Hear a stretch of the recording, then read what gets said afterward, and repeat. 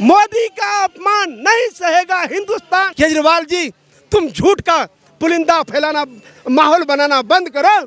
जिस मोदी को तुम अनपढ़ चौथी पास राजा कहते हो, दुनिया उसके सामने नतमस्तक है, हिंदुस्तान उसको भगवान मानती है, और तुम कहते हो कि चौथी पास राजा।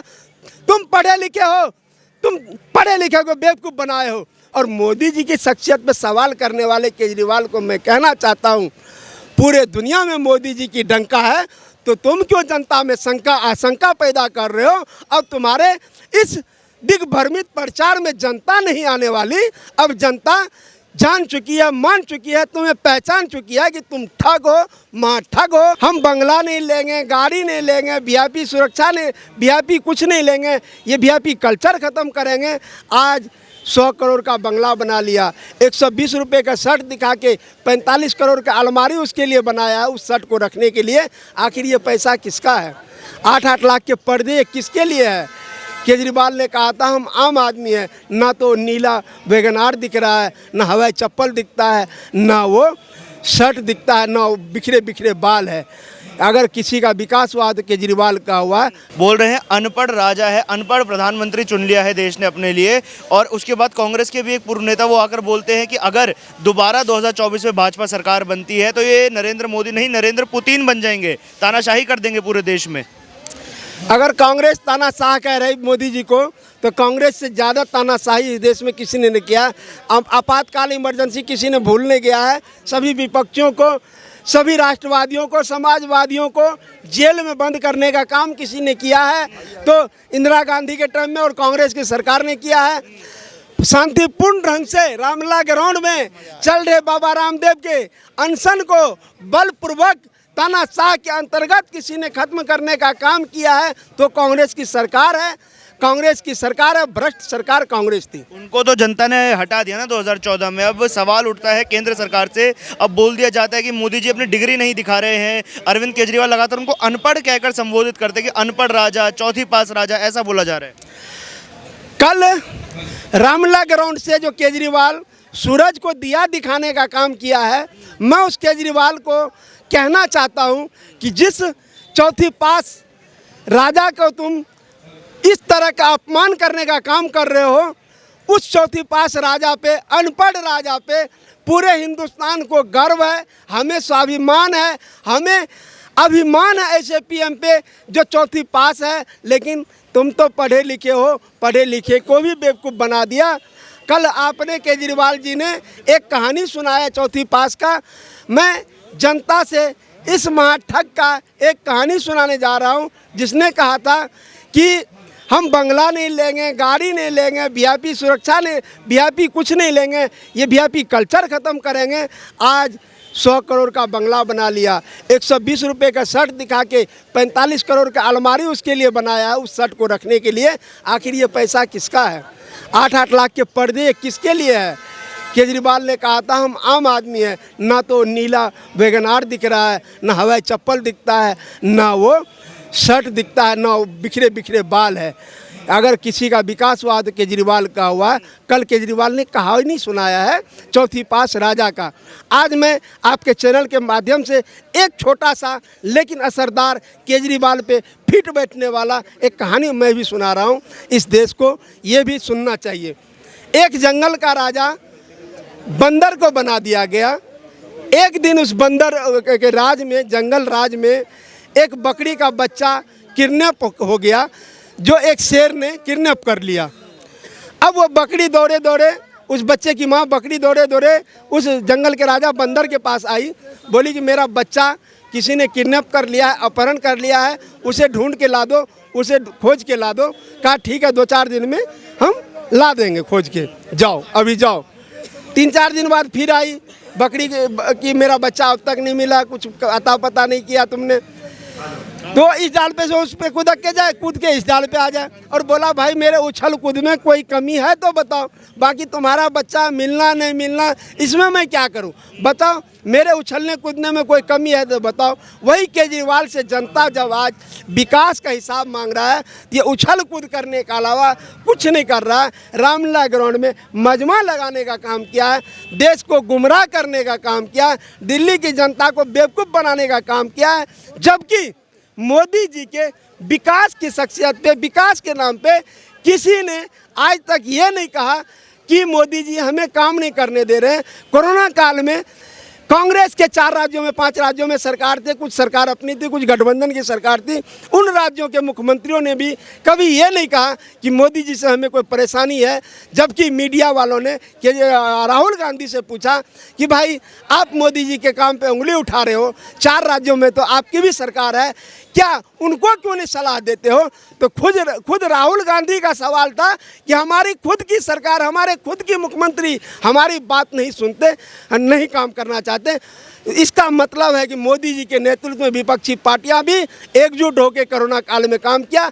अकेला पर्सन केजरीवाल रहा जो कोरोना काल में भी राजनीति करने के अलावा, जनता को दिग्भ्रमित करने के अलावा, पैनिक फैलाने के अलावा कुछ नहीं किया। मोदी जी गैस का इंतजाम कह रहे हैं ना कि बाकी राज्य जो है वो तो पूर्ण राज्य है, दिल्ली जो है केंद्र शासित प्रदेश है, यहाँ एलजी को लाके बिठाया हुआ है, एलजी काम नहीं करने दे रहा। एलजी अभी का बैठा हुआ नहीं है और दिल्ली मुख्यमंत्री पहली बार केजरीवाल ही नहीं बना है। इससे पहले भी केंद्र में वाजपेयी की सरकार थी, दिल्ली में शीला की विपक्ष की सरकार थी, कभी किसी का ऐसा शिकायत नहीं रहा। केवल केजरीवाल को ही केंद्र से सहयोग नहीं मिल रहा है, ये कहना केजरीवाल का झूठ का पुलिंदा है, लोगों में भ्रम फैलाने के अलावा ये कुछ नहीं है। लेकिन अब दिल्ली की जनता इसके भ्रम जाल में आने वाला नहीं है। सब जनता समझ चुकी है कि केजरीवाल जो भी चीज़ कहा सब उसका उल्टा कहा। इस राजनीति को कीचड़ कहा कि कीचड़ में जाके कीचड़ को साफ करेंगे, लेकिन दिल्ली को जरा सा बारिश हो जाए तो दिल्ली दलदल बन जाती है। दिल्ली को दलदल बना दिया, शराब का अड्डा बना दिया, भ्रष्टाचार का अड्डा बना दिया। और मोदी जी की शख्सियत पे सवाल करने वाले केजरीवाल को मैं कहना चाहता हूँ, पूरे दुनिया में मोदी जी की डंका है, तो तुम क्यों जनता में आशंका पैदा कर रहे हो? अब तुम्हारे इस दिग्भ्रमित प्रचार में जनता नहीं आने वाली। अब जनता जान चुकी है, मान चुकी है, तुम्हें पहचान चुकी है कि तुम ठग हो, महाठग हो। एक प्रोडक्ट लेके आए थे, जो प्रोडक्ट तुम्हारा चल गया, लेकिन ये ज़्यादा दिन चलने वाला नहीं है झूठ का ये प्रोडक्ट। अब मोदी जी ने एक राजनीति में विश्वास पैदा किया है, एक जनता में विश्वास पैदा किया है। जो राजनीति में लोगों का मोह भंग हो गया था, लोग वोट तो डालता था लेकिन ये नहीं पता होता था हमारा जो जनप्रतिनिधि है ये कैसा है, क्योंकि उनका काम था वोट डालना। आज जनता गर्व से वोट डालने जाती है और कहता है ये मोदी का सिपाही है, मोदी का प्रतिनिधित्व है, ये मोदी के लिए काम करेगा, इसलिए उसके सांसद को वोट देती है जनता। सिंपल तो कह रहे हैं ना कि अब अगली बार तो 2024 के बाद चुनाव ही नहीं होंगे, एक बार नरेंद्र मोदी बन गए फिर नरेंद्र पुतिन बन जाए, चुनाव नहीं करने देंगे, जब तक मोदी जी रहेंगे तब तक वही प्रधानमंत्री बनेंगे, ऐसा कह रहे कपिल सिब्बल। ये वही कपिल सिब्बल है, कोर्ट में खड़ा होके हमारे मर्यादा पुरुषोत्तम श्री रामचंद्र जी को भगवान मानने से मना किया था। कहा राम नाम का कोई चीज़ है ही नहीं, इसलिए वहाँ राम मंदिर था ही नहीं, तो इनका तो बुद्धि मारी गई है। नहीं, कपिल सिब्बल का नाम आया तो कपिल सिब्बल के बारे में ये कहा जाएगा कि उसकी शख्सियत क्या है, उसको ज्ञान कितना है। कपिल सिब्बल एक हास्यास्पद है, उसको कांग्रेस से भी अब जो राज्यसभा का टिकट देता है कभी उसके साथ ये तुष्टीकरण की राजनीति करता है। कपिल सिब्बल एक तुष्टीकरण गैंग का सीनियर लीडर था जो अब दर भटक रहा है, दर वो हो रहा है। कांग्रेस चली गई लेकिन ये कभी समाजवादी, कपिल सिब्बल की क्या शख्सियत है, उसको कौन सुन रहा है? कपिल सिब्बल ना तो लोकप्रिय ना जनप्रिय है। कपिल सिब्बल के बाद ना कोर्ट माना इसके बात को, भगवान राम के मंदिर का केस भी वकीलों ने जीते जो भगवान का पक्ष ले रहे थे। कपिल सिब्बल का तो कोई अस्तित्व नहीं बचा है, वो अपना वकालत चमकाने के लिए लगा रहता है, राज्यसभा की टिकट लाने के लिए लगा रहता है, वो जनप्रिय लोकप्रिय है ही नहीं। इसलिए कपिल सिब्बल जैसे आदमियों के बातों को इतना हाईलाइट करना मीडिया वालों के लिए भी ठीक नहीं है। कपिल दिल्ली की जनता को तो अरविंद केजरीवाल के काम पसंद आ रहे हैं, 2 बार चुनाव जिता दिया, इतनी भारी बहुमत से राजधानी में चुनाव जिता रहे हैं 2 बार। और उसके सामने एक बार भी लोकसभा की सीट नहीं जीता, उसके तुरंत पहले बाद में जो भी हुआ एक भी लोकसभा की सीट नहीं जीता। भाई दिल्ली की जो जनता है ना भोली भाली थी, और फ्री के जो प्रोडक्ट था ना इसका कामयाब हो गया, लेकिन थोड़ा टाइम लगा, थोड़ा टाइम लगता है। लोगों ने सोचा था पहली बार में चलो भाई केजरीवाल फ्री किया है, बाकी महिपाल वो लोकपाल महिपाल बिल लाएगा, वो करप्शन ठीक करेगा, वो तो इसलिए दूसरी बार मौका दे दिया। लेकिन देख लिया रे भैया ये काम नहीं करना, आए दिन मोदी जी के पीछे पड़ जाता है, मोदी नाम का माला जपने लगता है, हमें काम नहीं करने दे रहा है काम। इसलिए ऐसा कुछ नहीं है कि 2 बार मौका दे दिया तो अब भी देगा। अब जनता को पूरा विश्वास हो गया है, केजरीवाल विश्वास के लायक नहीं है। केजरीवाल ने जो राजनीति को एक कीचड़ साफ करने के लिए आया था, इसने केवल अपना विकास किया है। दिल्ली में दिल्ली का जो शिक्षा का स्तर कह रहा है, जाके देखिए बच्चे 1 दिन छोड़ के 2 दिन छोड़ के स्कूल जा रहे हैं। जिस हॉस्पिटल का नाम कह रहा है जाके देखिए कहीं हॉस्पिटल का विकास नहीं हुआ। और सबसे बड़ी बात, जिस भ्रष्टाचार को इसने जोर शोर से उठाया था, क्या उस भ्रष्टाचार के बारे में इसने गौर किया कभी? दिल्ली में भ्रष्टाचार खत्म हुआ? यह मैं आप लोगों के माध्यम से भी जानना चाहता हूँ, लोगों की भी प्रतिक्रिया मैं लेता हूँ। हम ऑटो वाले हैं, हमसे बेहतर लोगों की प्रतिक्रिया शायद आप लोग को नहीं होगा। कहीं से भ्रष्टाचार नहीं खत्म किया है, उल्टे एक शराब का जो है भ्रष्टाचार का और शराबी का अड्डा बनाने का प्रयास किया। ये तो भाजपा वालों का आंदोलन का नतीजा है कि शराब का नीति इसे वापस लेना पड़ गया, और आज इसके भारत रत्न जिसके लिए मांग कर रहा था आज वो जेल में है।